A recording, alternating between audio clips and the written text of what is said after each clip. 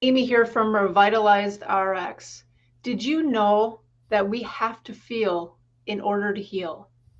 Over 20 years ago, I took my first myofascial release seminar, and when I started this MFR journey, this concept became very clear to me that the pain that we have in our bodies isn't just a physical pain or physical symptoms.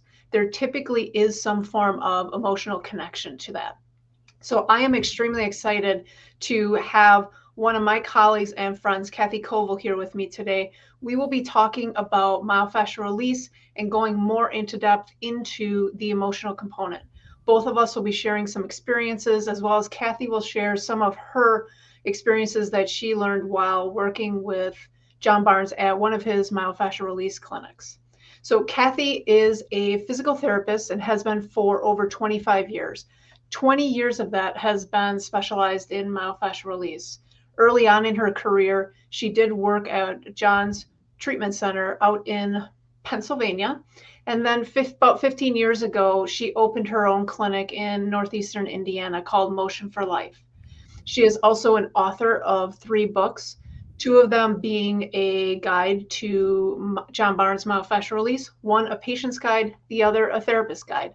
And then her third book is Feeling Your Way Through. Cathy is also a teacher. She loves to teach and has created many seminars, two of them being equine seminars, one an intro to myofascial release, as well as myofascial release self-treatment seminar. She also at her clinic has created healing retreats, as well as comprehensive programs combining both myofascial release with equine facilitated awareness and other healing aspects.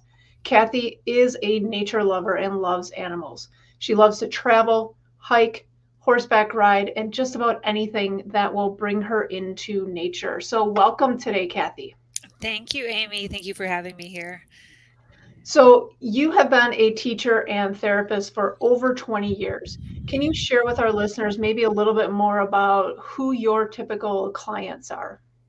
Well, at my treatment center, I have a variety of clients. I'd say a majority of them are adults, but I've also treated anyone from, I think the youngest was 3 months, and then my oldest client turned 100 while I was treating her. Mm. And but mainly people would come to me because they had some kind of pain or dysfunction, and then also I've had the opportunity to work with a lot of the local athletes to help with them rehabbing. Yeah, great. So that is definitely a wide range of from 3 months to 100. I bet Yeah. that 100-year-old was such a reward to treat. Those elderly clients definitely are.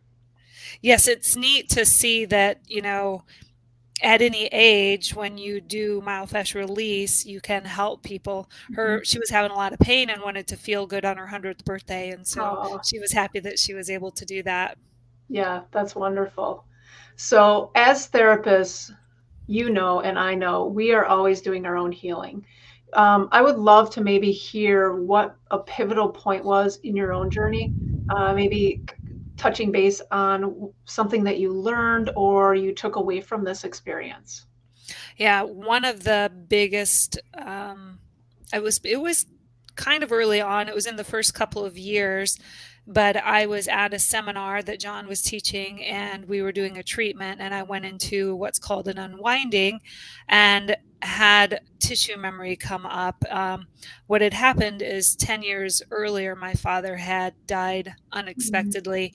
And at that time, I just at the time I didn't know what happened, but I couldn't really feel. I went through the viewing and the funeral and I didn't cry. I really didn't have a lot of emotions and everything. One thought I was really stoic, but I just really wasn't feeling very much.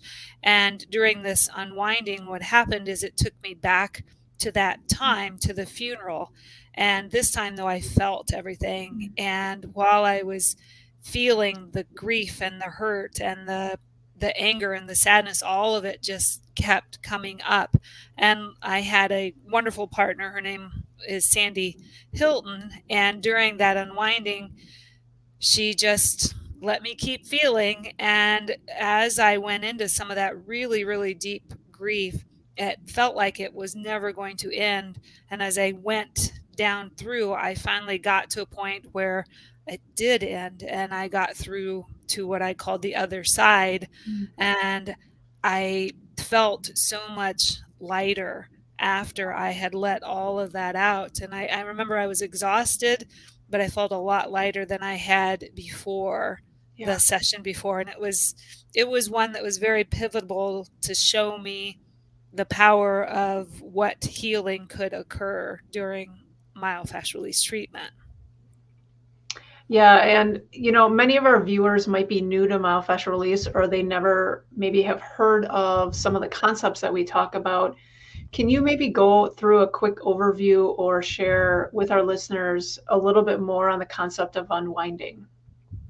Yes, when I talk about unwinding to my clients, a lot of times I just try and let them understand it's a natural process. I kind of equate it as it's our body's way of resetting itself when it's had stress, physical, emotional trauma. And I kind of, the way I equate it is kids, when they are young, they do it naturally when they sleep at night, and turning that happens overnight is their body's way of resetting itself. And I call that some physical unwinding, but also it can also help with emotional unwinding. But think about your body being tight and restricted and it moving and getting the motion back. Um, to trigger an unwinding, it's just a phrase that's given to what I call a reset. And the body wants to do it. The body wants to go back to being relaxed and comfortable and at ease when it's had stress or trauma of some kind put on it. Mhm. And it can be as simple as I was treating someone who had hurt their shoulder. And as I was giving a little bit of a stretch to the shoulder actually started to move itself a little bit. And that's what we call unwinding. It's like the internal wisdom of our body. I equate it as the same that's telling your heart how fast to beat and how to heal. It knows what it needs. And as we stretch it as a therapist, the body then does what it needs to do to move to help itself release. And sometimes there's emotions involved with that also, like what I was discussing with my father, that incident, that Yeah, and during that. Yeah, go ahead. I think what's important too for people to know, and you touch base on this, is unwinding is a natural phenomenon within our Hmm. bodies. It's not something that the therapist is making this happen. It's not something that they can make happen. It's Hmm. when we truly surrender control and start to take those breaks off that our body, that innate wisdom that's in our body, it will naturally start to move. And I know that you have probably experienced this, but when I bring this concept up with individuals, Hmm. um, after maybe they're having an arm unwinding or something in that nature, they're like, it feels so good when you move my body. And I said, well, I'm not actually moving it, we're following it. And so Hmm. I think that's an important concept. We can't make anything happen. This is innate within all of us. Um, the thing I like to remind our anyone that I'm working with is that the body's number one goal is to be alive and healthy. Mhm. And so it wants to be at a state of relaxation and peace and ease. And so the unwinding is the body's way of trying to get the physical or emotional stress or tension out so that it can get back. Unfortunately, we've been taught from an early age shut down feelings or emotions or to sit still and not move, and so we've learned to hinder that process. And I think it's important to also go into the aspect that you touched on this when you were talking about the experience that you had with the unwinding with your father, and after your father passed, that you were almost kind of numb. And we call this Mm-hmm. almost a disassociation.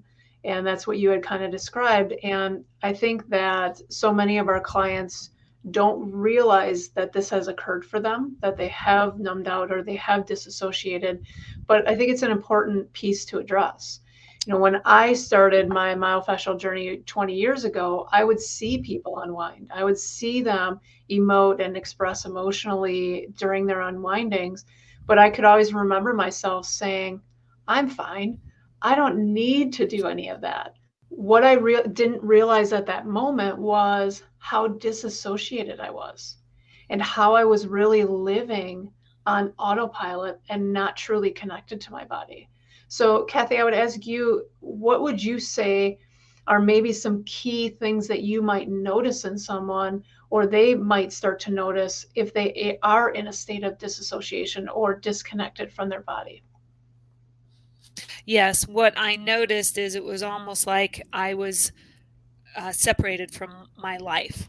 Like I was experiencing my life, but I really didn't feel the feelings of my life. It was kind Yeah. of almost like feeling like I was a little underwater or a little bit separated from things, to the point of sometimes I knew I wanted to feel things, but there was just no way to connect it there. Yeah. And that was part of it. And then the other part, um, anytime anyone would want to talk about my father, I could feel all of this unease and stuff going off inside of me. So I didn't want to talk about any of it, you know?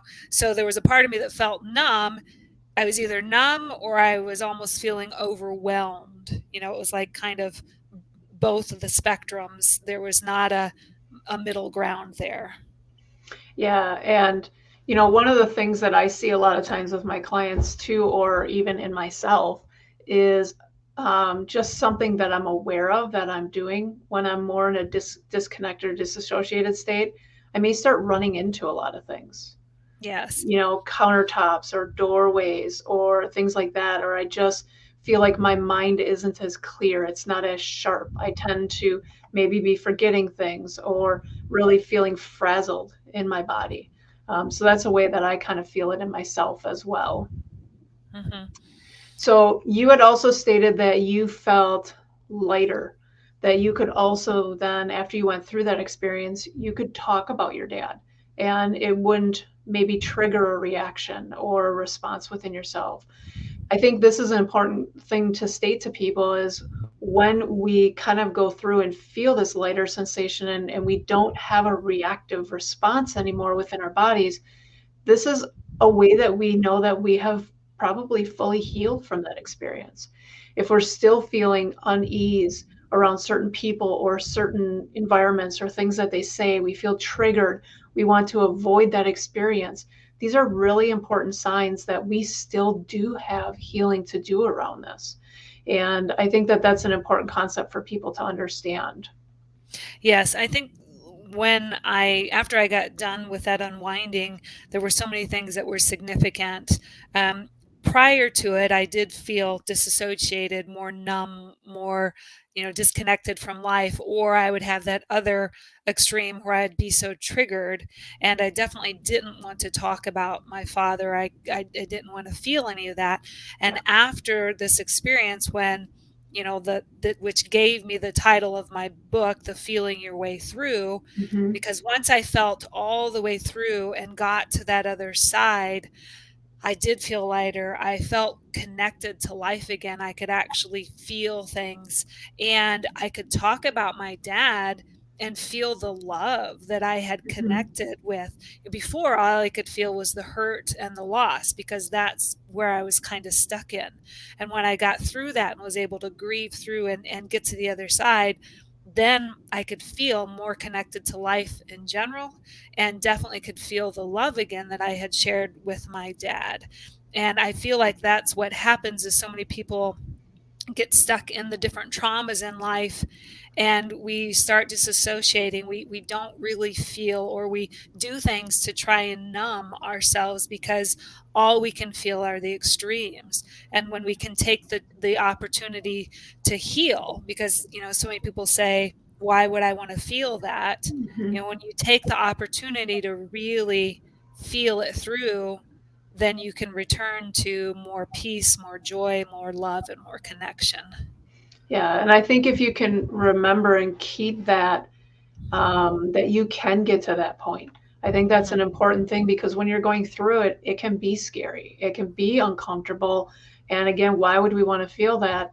But what's on the other side is worth all of what you're going through. Because in all reality, if we don't feel and heal through that, it's basically eating us up inside.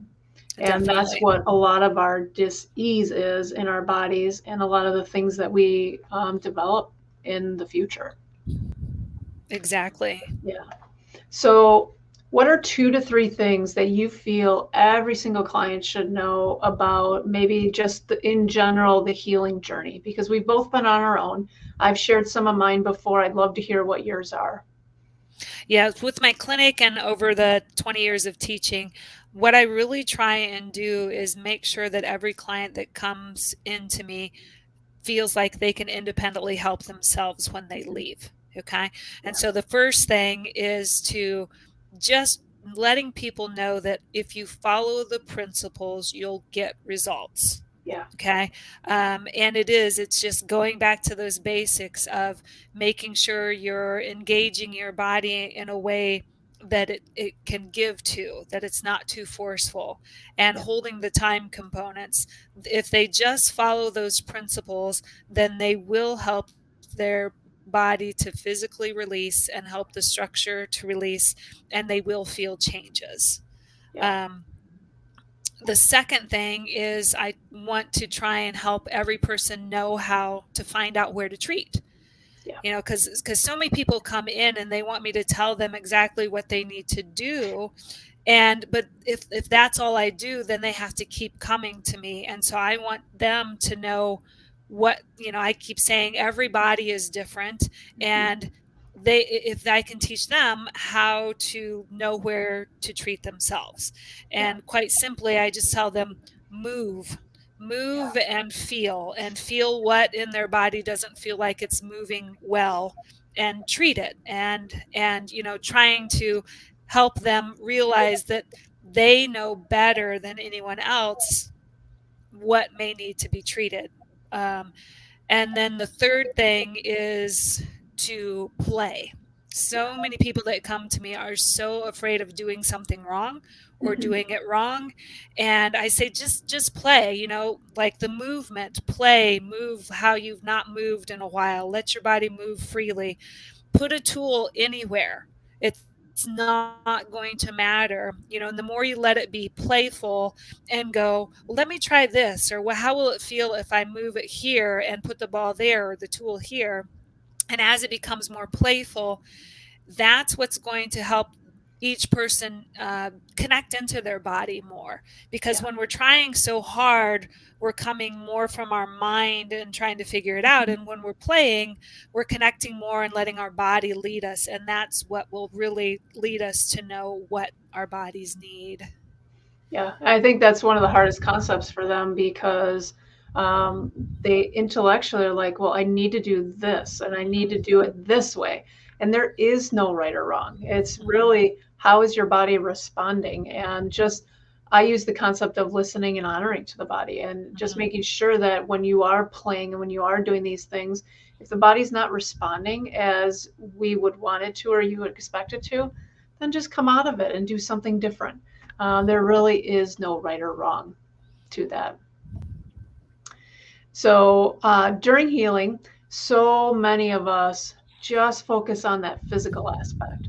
But as we know with myofascial release, we also love to address that emotional aspect. So I'd love to dive a little bit deeper into the emotional aspect so people have a deeper understanding of it. Can you maybe share with us 2 to 3 things that you feel people should know about myofascial release and the emotions? um, Again, I don't think I can bring it up enough times or Yeah, tell people enough times that it's natural. yeah, That and something that I see a lot is if you focus too much on really trying to get something emotional to happen, you put too much pressure on yourself. yeah, If you do good structural work and help the body to physically release, emotions will come up as they're meant to, as a part of that tissue memory.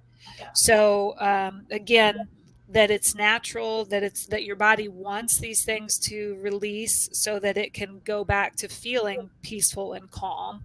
Mm-hmm. And then as far as the emotions, always remembering that you can feel as little or as much as you want to. Mm-hmm. So many people are afraid to feel emotions because they think they'll be overwhelmed. And Yeah. I always tell people that, we're really good at shutting it off. Mm-hmm. We've shut it off so many times that we can do that. So if you're feeling overwhelmed and you're really nervous about it, just do one breath. And all you have to Mm-hmm. do is one breath. And if you, with that one breath, allow yourself with the breath to collect and feel as much as the emotions as you can, and with the breath out, let out as much of the emotions as you can, then you can shut it right back down. But then give yourself just a few minutes to feel if there's any difference. And usually Mm-hmm. people can feel a change with just letting one breath out. There's a spot that might feel a little looser or a little lighter. And Yeah. so when you realize that you can do it with one breath and you can shut it back down, then you can give yourself more courage. Well, let me see about 2 breaths, or let me see about 3 breaths. Mm-hmm. And the keys are remembering that you can feel as much or as little as you want. You can just do it for one breath, but each breath can lead to results. And Yeah. as you start to feel that you can feel better when you feel these emotions and help them let them out, then it gives you hope that you can actually make progress, and it doesn't have to be as scary. Yeah. And I actually had a client just before I left the clinic today that was kind of going through this. She's new to allowing the emotions to come up. And ever since she's been allowing to come up, she's feeling overwhelmed because they're all coming at once. Mm-hmm. And so we had kind of this conversation, and she's like, and the image that she came up with for herself was, so you're telling me that at any time I can put them back into a box and cover the lid.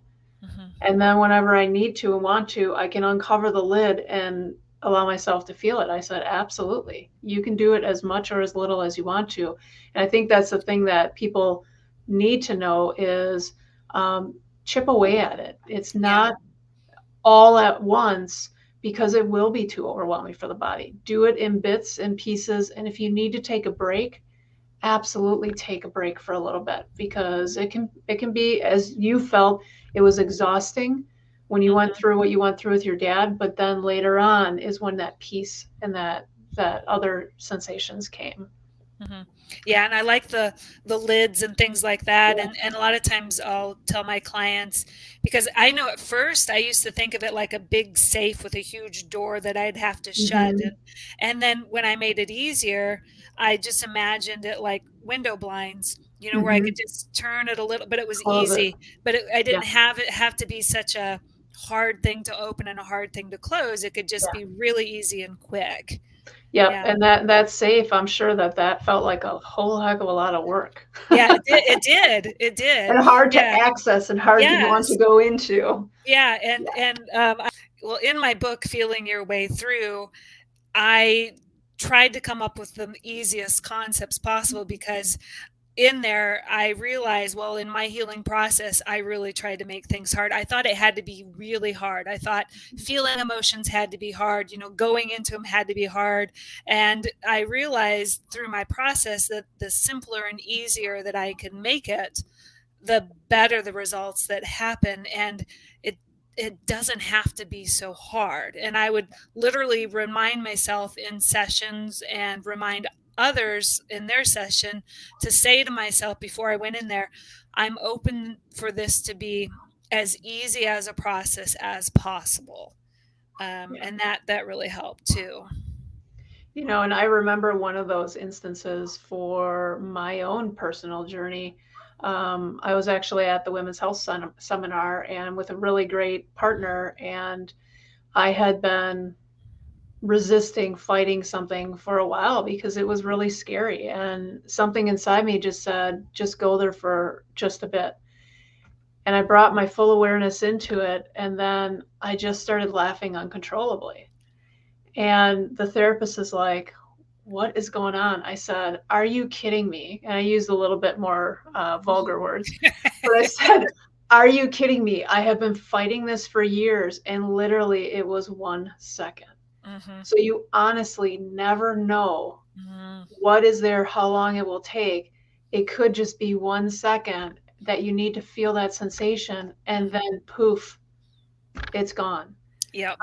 So sometimes it's just about one breath, just Yeah. like you had said. Yeah. So Yeah. Oh, yeah. I've experienced that myself and seen clients. I mean, we fight it, fight it, fight it, fight mhm. it, and sometimes just the one breath. And if Yeah, it takes more than one breath, okay, but at least, giving yourself that option. Well, let me just try for one breath. It's yeah, amazing how sometimes we've been taught to make things a little harder than they need to yeah, be. yeah. Well, and we'll go into that a little bit later, but it's Hmm. it's part of that fear.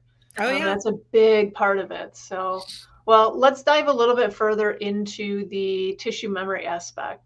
As Okay. you said, we go through many experiences in our life. Many are positive, many are negative. But either way, our bodies can hold on to those experiences. And a lot of times the memory will become stuck within that tissue. So when we are healing, um, sometimes those things will come to the surface. But before that kind of happens through our healing, many of these future experiences that we have can be influenced by what has happened in the past.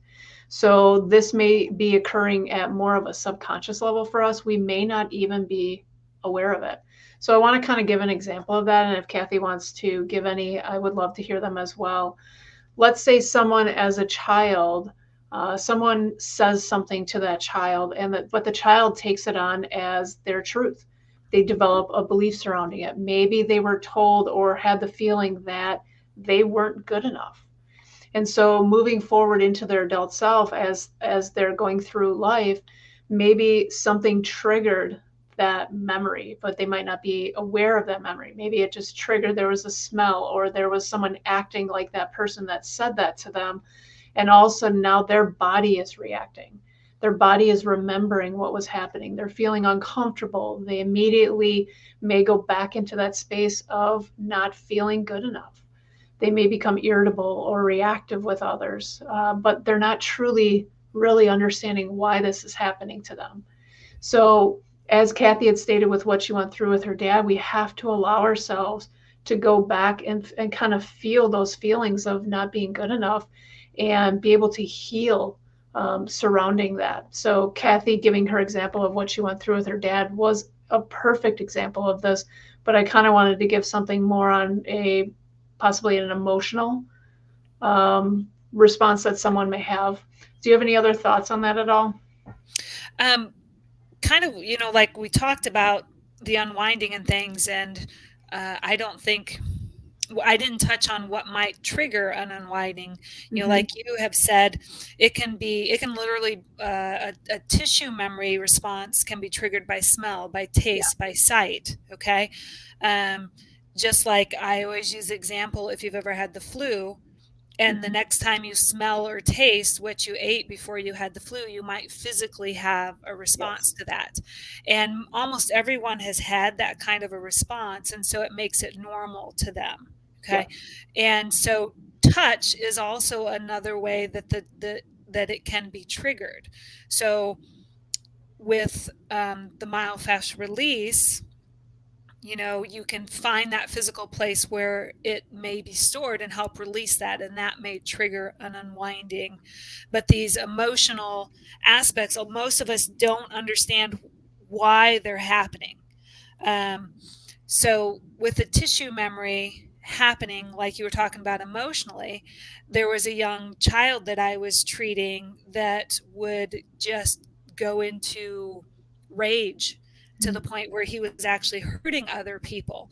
And so when I was talking to him about that, I said, "What happens?" And he says, "I can feel it building up, and then all of a sudden it's like it just takes over." Mm-hmm. And so, and I told him, I said, when something takes over like that, he was feeling bad because he was associating that that was him. I Yeah. said, when something takes over like that, when we feel like we're out of control, that's usually a tissue memory, an old emotion that's getting triggered. Yeah. And so I had him think about, one of those times and then connect into his body and feel where he felt that. And as we treated that area, it helped to release some of it, so um, that he wasn't overwhelmed as much. Yeah. So literally that's kind of the healing part. You can use, if you can feel those times you're triggered, and when you can, times during the time you can't stop and feel, later on, if you can take time to feel, where is that sit in my body, where is that coming from, then that can lead to the healing. And that leads you from being controlled by these things to actually being able to be in control, or present again, I should say. Yeah. Yeah, absolutely. And I think you stated a really good point that if you're in an environment you can't allow yourself to go through it, it's okay to put it in that box that we were talking about before. Go back to it when you're in a safe, quiet space that you can go into that on your own, or if you don't feel safe doing that, to do it in the presence of your therapist, Right. especially when you're new to that. Because as we know, feeling these emotions and the tissue memory can be extremely scary for people. A lot of people feel, why would I want to feel that all over again? So I'm really glad that we're bringing up the concept that you can do it in your own time. You can kind of chip away at it, and you don't need to feel it all at once. So I think this would be a really important time to kind of bring up that F word that we call the fear. Mm-hmm. We all have it when we're going through our healing and our treatment. It's kind of that fear of the unknown. I don't know what this is going to feel like. I'm scared to go into this because I'm scared how I will be when I come out. So for me, a lot of times, and when I'm treating clients, when they're having a fear response, there usually is a lot of resistance in the body. Mm-hmm. They're kind of putting up those walls, and their mind becomes very active. Their thoughts become very active, and their mind is trying to control them. Do Yeah. you have any thoughts or words of wisdom when it comes to fear? Yes. And tying into everything that you already said too, when I'm treating clients or when I'm going into things myself, a couple of big things is reminding myself that I am safe right now. Mm-hmm. Yeah. And a lot of times I'll talk the client myself into feeling the surface that I'm on, feeling that I'm supported, knowing that I'm safe, and knowing that at this moment I'm safe, I'm supported, and I'm in control. Because a lot of Yeah. times this fear comes from times when we weren't safe, we weren't in control. And then reminding myself that I can feel as little as I want to. Yeah. Yeah, and one of the things that was extremely helpful for me through my healings, there's been kind of two things. But one was, I remember John had said to me, because I was going through something really traumatic and really hard, is he whispered in my ear, go back to the present, go back to the past when you experienced that. But when it gets too much, come back to the present. Feel what you're feeling underneath that therapist's hands, and know that that therapist is safe. Mm-hmm. And then when you're ready, go back to that, even if it's for a second. Mm-hmm. And so giving me Yes. that space to go back and forth was Mm-hmm. extremely helpful, and to know that I always had a safe place. And so I think that that's an Mm-hmm. important thing for individuals to know too, is you can always bring yourself to that safe place. Right. And that's the whole thing with finding a therapist who's able to hold your space and isn't going to be too forceful, Yeah. when you're working with them. Yeah. Hmm. Yeah. So, as therapists, we've all had those clients that just seem like they're not making a lot of change. I know that you've had some of this experience with your own clients, as well as when you're working out at John's clinic. Can you share a little bit more about what you have found with this? Yes. Even when I was working at John's clinic and we'd have people come for 2 to 3 weeks, and it would be the full intensive programs, where we try and assist them in all aspects of healing. The hardest thing that I found is, how do you help people change concepts into truth? They know that they don't set healthy boundaries. They know they need to get better at that, but then how to actually do that, and what I found is, right. So when I came back to my clinic and was developing my own programs, I had the opportunity to go and take some seminars where people interacted with horses to help with emotional healing and growth.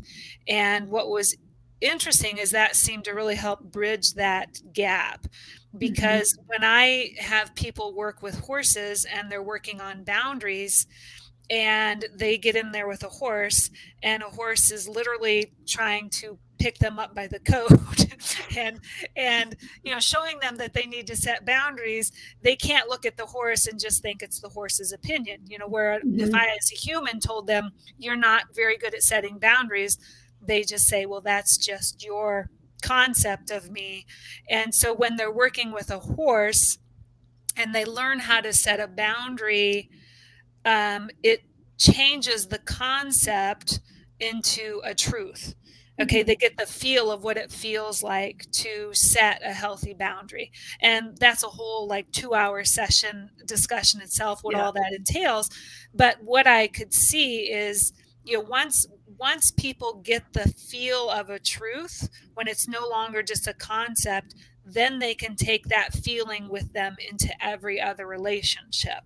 And that's what sometimes can be, to me, a more difficult aspect of helping people to do that. Where when they're with the horses and stuff, it's definitely an easier way to have that happen. Yeah, and I know I had the pleasure of having a few sessions with your horses at your clinic. And I still remember, I think it was the first session that I had. One of them, I had a really strong belief that I did not feel supported throughout my life. As a little girl, I grew up with the aspect of never feeling wanted in my family. And so I didn't really understand what support was or what it felt like to feel love. And during the equine session, when I tuned into this feeling and this memory, I remember the horse coming up behind me and nudging my back softly with its side and allowed me to just fully lean back and feel what it felt like to feel support. And so this was an extremely powerful experience for me. At first, I wouldn't allow it. And I know the practitioner that was working with me helped guide me through that and just lay back into them and feel that support. And so from that time, I was then able to really feel this concept and then bring it forward into my life and continue to heal and grow with it. So horses can bring some really powerful feelings if you allow it to happen. Yes, yeah, it's some of the things I've seen have been just amazing, definitely, with the Yeah. connections that can occur. So I know you said it's more difficult, but a lot of people don't really have horses or incorporate horses into their care. So do you maybe have any tips or thoughts when they're getting treated by a therapist, when they start tapping into this emotional aspect and maybe have some limiting beliefs? Do you have any tips or thoughts on that? Well, first and foremost, what is nice is there are a lot more of the equine therapy programs going on. So if you have an opportunity, try it. And because it's amazing some of the shifts that can occur with that. But otherwise, it pretty much is, to me, the horses are such a catalyst to help you be more present and to knock your mental concepts and get you more of a felt concept. So without the horses, it's so much of, I think, the more you can really let yourself keep present in each breath, and because it's almost like with the horses, they can break through so many of the layers and get right to the core. So Yeah. without them, it's so much of how can I keep myself becoming more present and letting myself feel a little deeper, feel a little deeper, feel a little deeper. That's the ways that's going to help with the big shifts. It's feeling the things that we didn't want to feel, like you really letting yourself sink into that support. Mhm. It was easier to do it with a horse because you didn't attach all your human concepts on the horse. Yeah. The horse was really just there. So some people actually might be able to do it in nature, like leaning against a tree, or Mhm. if people are comfortable in nature. So finding a place that they're very, very, very comfortable in, and finding someone that they feel comfortable with would probably be the best catalyst that you could do. Yeah, and I think that concept of being more and more present is important. And that's something that I do work on and help my clients start to really feel the difference of being connected and being disconnected. But what I found with that too is people then want me to tell them when they're disconnected or Mhm. connected. I think that's an important concept that people really need to really start to feel the difference of themselves being really embodied and very connected, and then what it's like when they start to leave and disconnect. And when you can become aware of that difference and then consciously say, you know what, I'm going to come on back. That's empowering. And so feeling that difference, I think, is really important with what we're talking about. It's so Mhm. easy just to leave and say, I'm going to numb out and I don't want to feel this. Yeah. But it hasn't served you so far. So we do need to make that choice to come on back. Well, and I think finding things like when you were talking, it brought up a whole nother concept of why some people do meditation and things like that. But a lot of times, what keeps us from connecting is the uncomfortable feelings we feel. Hmm. Yeah. So finding things that really fill you with joy, Yeah. like if you love petting a dog, or you love looking at flowers, or like looking at mountains or whatever. And when you start to feel how good that feels, that's what connection really is. And when Absolutely. we realize that this is what we want to bring more into, Yeah. so instead of numbing out, learning how to use connection to actually help you feel better. Yeah. Yeah. Great. So let's go back to some of your experiences. Can you share with us maybe 2 to 3 things that you learned about yourself through your own healing journey? Yes. One of the things that always surprises me is that under all of my noise, my true self was actually calm. Because growing up, I definitely would have been labeled with attention deficit disorder. I had texture issues, whether it was my clothes or my shoes or food or anything like that. And I was a person that was always moving. Like I remember in physical therapy school, I had to doodle. I had to Hmm. doodle because if I tried to pay attention, my mind would go. But if I did a couple of things at once, then I could focus a little bit better. And now I know with getting my treatments, um, being still was physically and emotionally painful to me, or there was just too much noise. My nervous system was being triggered all the time, both with some physical and emotional restrictions. And as I started getting treated, I'll never forget, there was a time I was treating someone, and they said, "Boy, you're just so still." And I was like, when did that happen? Because I remember in high school, the one teacher, it was two stories, and the one teacher always knew when I was in the classroom up above because my foot was always bouncing, and it made some kind of noise. Hmm. And to have that stillness, and I really believe that's what all of our natural state is. Yeah. It's just so many of us don't know how to get there because there's too much in there, in Yeah. between. Yeah. Yeah, yeah. And then the other thing that surprised me was that I like writing and I like teaching. And I was someone who never really liked school, probably because of all that attention deficit disorder thing. Mm-hmm. So for me to be, a teacher or something like that. And when I was working for John, back in the days before all these other social venues, there was just a chat line where people would email questions, and I started responding to them. And I really realized how much I enjoyed putting the words together and putting the responses together. And that's what led to my books about John F. Barnes' myofascial release. It first came together with I decided to start putting together some of the answers to the most frequently asked questions so we could just repost them. Mm-hmm. And I really enjoyed writing, and it was neat to have that.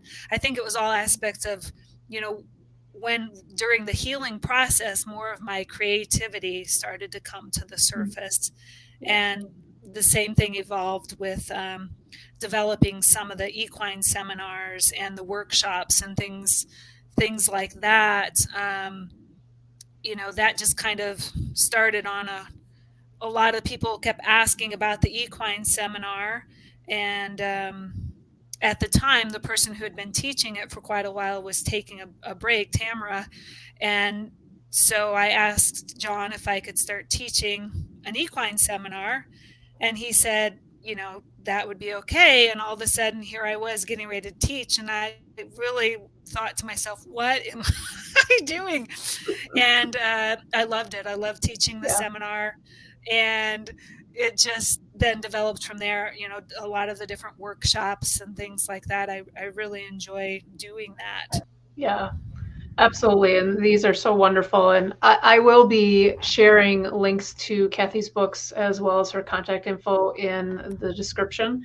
So definitely check those out if you are interested in finding out more information about those. So I want to thank Cathy for joining me tonight to talk about this really important aspect of our healing. I feel that is something that isn't discussed and many people aren't aware of it. So if anyone has any further questions, please don't hesitate to add them into the comments or send us an email. We will be happy to get back to you on our answers to those. Thank you so much again. Stay tuned for future videos on myofascial release as well as healing. Thanks, everyone.